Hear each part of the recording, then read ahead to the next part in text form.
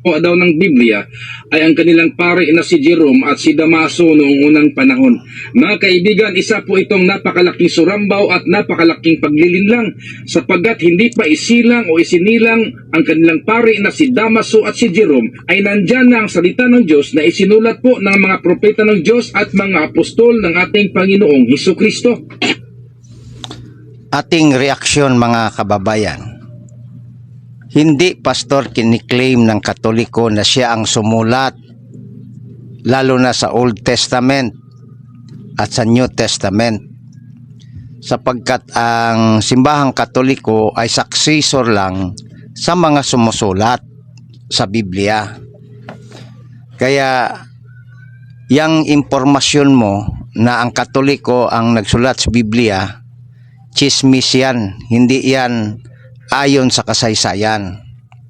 Ang nasa kasaysayan noong 366 down to 384 AD, si Pope Damaso I, siya po ang Papa sa Roma na nagpatawag upang i-produce ang Biblia.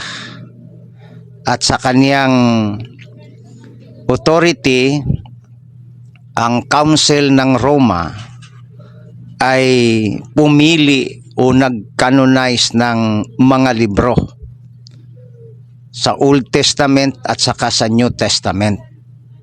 Kaya noong 393 AD sa Council of Carthage at sa Council of Hippo ay dinideklara kung ilang libro ang tatanggapin. At yan ang official na declaration ng simbahang Katoliko tungkol sa Biblia. Yan ang participation ni Pope Damaso I.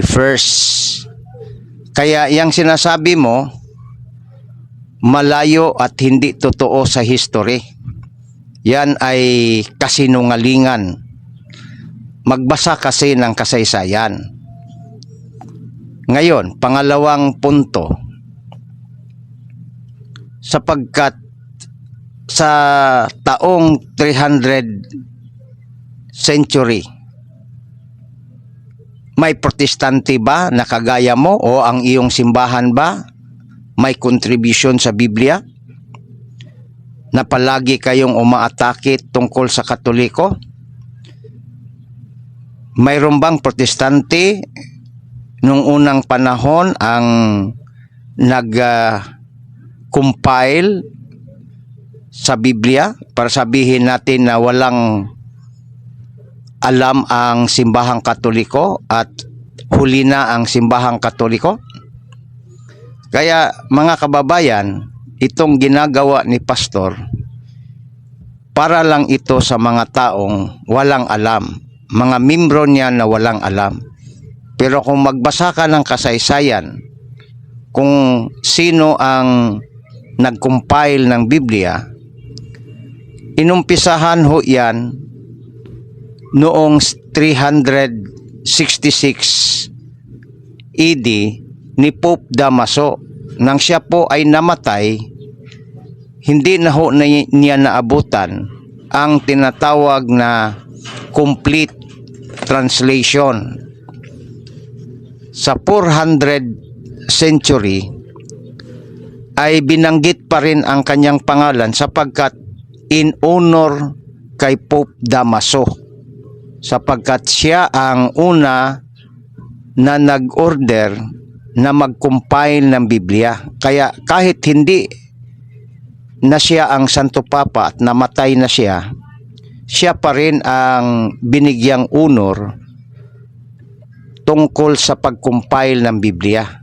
Yan po ang nasa kasaysayan. Kaya itong mga sulpot protestante, huwag tayo basta-basta maniwala sapagkat sila po ay nanlilinglang sa Katoliko. Katulad ng mga pastor, katulad ng pastor na ito na inyong napakinggan.